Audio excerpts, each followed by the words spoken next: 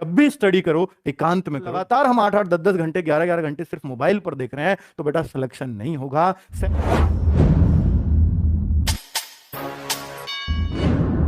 तो हर बच्चा कोई भी हो, एकांत की स्टडी जरूरी है। चाहे तो वो लाइब्रेरी में करो, चाहे वो घर के कोने में करो, लेकिन जब भी स्टडी करो एकांत में करो, ग्रुप में मत करना। याद रखना, ग्रुप होगा सिर्फ एंटरटेनमेंट के लिए, पढ़ाई हमेशा एकांत में होती है बच्चों। ठीक है, ये बात मेरी याद रखना।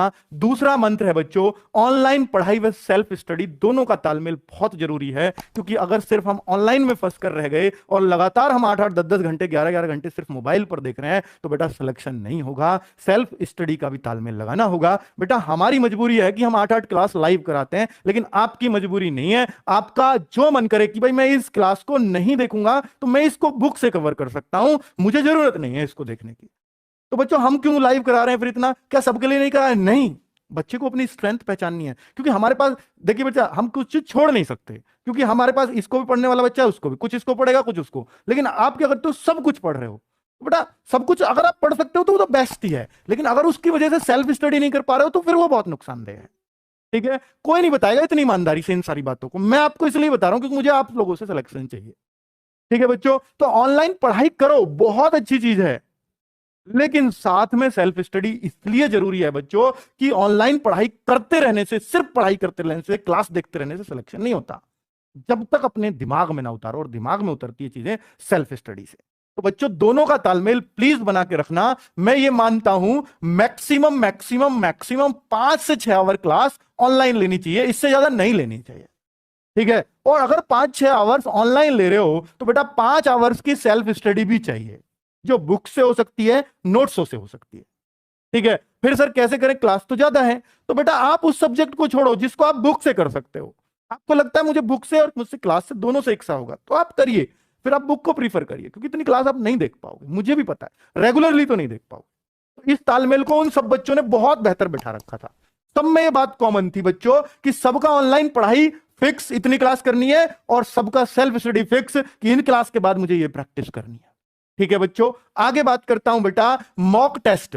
ये ऐसा कोई बच्चा नहीं था कल जो सिलेक्शन के बालक आए, सेलेक्ट होके जो दिल्ली पुलिस में जो आए हमसे बात करने मिलने, तो उनमें कोई ऐसा बच्चा नहीं था जिसने मॉक टेस्ट ना दिए हों, मेरे ना दिए हों, किसी और के दिए हों, पर दिए हों।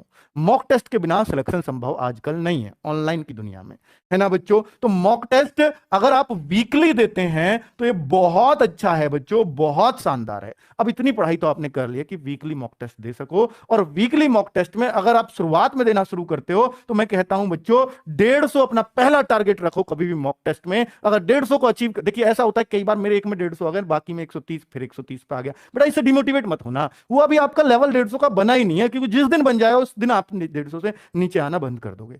इसलिए डिमोटिवेट मत होना। 130 का ही मेरा लेवल है, वो तो आ गए एक में 150, क्वेश्चन आसान रहे होंगे, लेकिन 150 का बनाओ। पहला टारगेट ये कि मैं लगातार 2-3 टेस्टों में 150 ले आया, तो आपका 150 का लेवल है। फिर बेटा अगला टारगेट 180 को अचीव करेंगे हम, कि अब 180 लेके आने। बेटा बहुत टाइम ऐसा होगा कि आपका 1-1 2-2 ही बढ़ रहा है, या 1-1 2-2 घट भी गया, उससे घबराना मत कभी, क्योंकि नंबर हमेशा छलांग मारते हैं। क्या जो आपके मार्क्स है ना, वो कभी भी ऐसे नहीं बढ़ते 1 बढ़ा है 2 बढ़ा है कभी 3 बढ़े हैं, वो छलांग मारते हैं बच्चों। हो सकता है 150 155 बहुत दिन से चल रहे हैं, फिर बच्चों अचानक से ऐसा उछाल आएगा, हो सकता है 170 75 180 तक आप स्टेबल कर जाओ। ठीक है, क्योंकि आप अपनी गलतियों से बहुत सीखते हो। पता है क्यों होता है वो? क्योंकि आप 150 जब ला रहे हो ना, तो आप आते हुए सवालों को बहुत ज्यादा गलत कर रहे हो, बहुत ज्यादा। फिर थोड़ा और कम होंगे, अगले मॉक टेस्ट में फिर 150 आए, फिर लेकिन आते हुए चीजें कम गलत होनी शुरू हो जाएंगी। गलत तो 180 वाले के भी होंगे, 220 वाले के भी होंगे, आते हुए वो खत्म नहीं होते, लेकिन वो कम हो जाते हैं। जितनी गलतियां कम करोगे, आती हुई चीजों को गलत कम करोगे, तो बेटा नंबर बढ़ते चले जाएंगे। बस यही सीखना होता है मॉक टेस्ट से। 180 आ जाए, फिर अगला टारगेट 200, और फिर 220, और लगातार 3 टेस्टों में आप 220 लेते चले आए, तो आप सिलेक्शन के 100% दावेदार बन गए बच्चों। ठीक है, तो इस तरह से आपको अपना टारगेट अचीव करना। लड़कियों का टारगेट अंतिम 200 प्लस होना चाहिए। ठीक है बच्चों, तो अब मैं ये मॉक टेस्ट में बच्चों आप लोगों के लिए टैलेंट ग्रुप बनाने वाला हूं। टैलेंट ग्रुप जैसे हमने यूपीएसआई में बनाए, ऐसे ही हम टैलेंट ग्रुप अब इस बार से मॉक टेस्ट में बनाएंगे। और बच्चों उनको हम जरूर कुछ ना कुछ अच्छी चीज भी प्रोवाइड कराएंगे अपनी तरफ से, जो भी गिफ्ट हमारे लिए हमसे बनेगा। जैसे हमने यूपीएसआई वालों को तो फ्री मॉक टेस्ट दिए थे, पूरी टेस्ट सीरीज फ्री कर दी थी टैलेंट ग्रुप वालों के लिए। एक तो आप बच्चों पढ़ाई अपने लिए करो और फ्री हम बांटें फिर आपको, क्योंकि हमें भी होशियार बच्चों से खुशी होती है बच्चों। ठीक है, तो टैलेंट ग्रुप बनना शुरू होगा, उसमें हमारे सजेशंस भी आपको मिलेंगे साथ साथ। और ये ऐसा नहीं सिर्फ खाकी बैच वाले जो हमसे बैच में पढ़ रहे हैं उनके लिए नहीं, ओपन कंपटीशन चाहता हूं मैं इसको। कोई कहीं भी पढ़ रहा है, टेस्ट दीजिए आके, टैलेंट ग्रुप में शामिल होइए। सब बच्चों से आपस में भी जानने का मौका मिलेगा कि ये बच्चा क्या करता है। उसमें हम होशियार बच्चों के कमेंट्स लेते हैं, भाई आप कर क्या रहे हैं। ठीक है, तो लेकिन शामिल वही होगा जिसके अच्छे मॉक टेस्ट में अच्छे मार्क्स आएंगे। वो कितने पे होगा वो हम तय कर लेंगे अपने आप। ठीक है, तो अभी आपने 150, 180, 140 आ रहे हैं, नहीं, अभी आप उस लेवल को सेट करो कि टैलेंट ग्रुप में आ पाओ। ठीक है, पहला टारगेट तो यही होना चाहिए, मोटिवेशन है बस। ये नहीं सोचो टैलेंट ग्रुप में आ गए तो मेरा सिलेक्शन नहीं तो नहीं होगा, ऐसा नहीं है। ये सिर्फ मोटिवेशन है कि आप टैलेंट ग्रुप के लिए मेहनत करो, आप वैकेंसी के लिए नहीं, पहले टैलेंट ग्रुप के लिए मेहनत करो। ये मोटिवेशन देना चाहता हूं मैं इस बात से आपको। ठीक है, क्योंकि मुझे आपका सिलेक्शन चाहिए।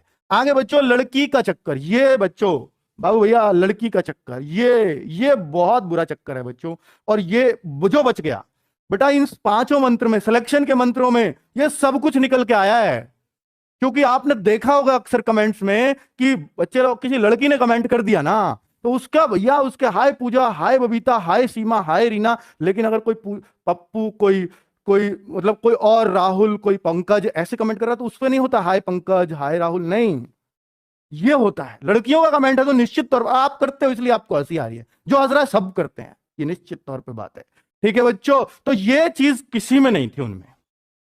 अब किसी में हो भी चलो मन चला, मैंने मान लिया, लेकिन उसने अपनी पढ़ाई से नहीं हटने दिया, ध्यान इस पर रहा। तो हो सकता है कोई लिमिटेड उसमें, बहुत लिमिटेड उसमें।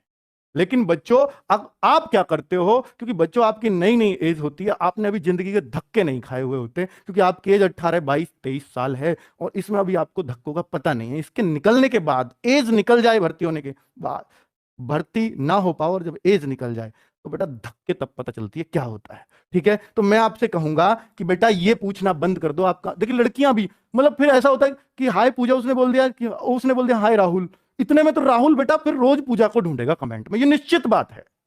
ठीक है, वो रोज ढूंढेगा कहां गई पूजा, और उसने, पूजा ने हाय राहुल कह के उस राहुल की जिंदगी तबाह कर दी। मैं उस पूजा से भी कहना चाहूंगा, तो आप प्लीज लड़कों को ये हाय वाय ना बोलें, वरना उसने एक पोस्ट तो आपने वैसे ही कम करवा दी उसकी, है ना। वो कहीं बेचारा लगा जाता, लेकिन आपने उसको खत्म करवा दिया। तो बच्चों ये मैं निश्चित तौर पे कह रहा हूं कि ये चीजें ना आपको खत्म ही करनी पड़ेंगी, तभी सिलेक्शन होगा। क्योंकि अगर हाय के बाद अगर हाय जवाब आ जाता है ना, तो अगला पॉइंट ये होगा, हम भी लाइव कमेंट पढ़ते हैं कि आप कहां से हो। अगला ये होता है, अगर पूजा ने हाय राहुल बोल दिया तो राहुल का अगला सबका कॉमन है कि पूजा आप कहां से हो। उसने बता दिया कि मैं गाजियाबाद से हूं। अच्छा आप किसकी तैयारी कर रहे हो? अरे यार यूपी पुलिस की क्लास देख रही है, वो आईएएस की तैयारी थोड़ी ना कर रही है भाई। मतलब ये बात चलाने की बात है, इससे होगा क्या? मास्टर बता रहा है ये पढ़ लो वो पढ़ लो, पूजा से पूछना है आपको भाई, तो ऐसे नहीं होगा सिलेक्शन। इन बातों को बेटा सीरियस लो, बहुत मन से कह रहा हूं इन सारी बातों को। लेकिन आपको ये चीजें नहीं आती है समझ में, ये तब आती है जब आपका वो भर्ती निकल जाती है। जब आप सोचते होगे कि जो 49,000 में और 41,000 में भर्ती नहीं हुआ, 90,000 कांस्टेबल एक साथ निकाले उनमें भर्ती नहीं हुआ, तो सोचता होगा ना कि मेरी ये कमियां रही थी, मैं करता था ये चीजें। वास्तव में चलो जब तो इतना ऑनलाइन का दौर नहीं था, अब तो बहुत ज्यादा, और सारा बच्चा बावला बना पड़ा है इसी चक्कर में कमेंट्स के में। होशियार बच्चा, जो सीरियस बच्चा है, जो सिलेक्शन लेने वाला बच्चा है, वो कमेंट से दूर रहता है अधिकतर, ये याद रखना बच्चों।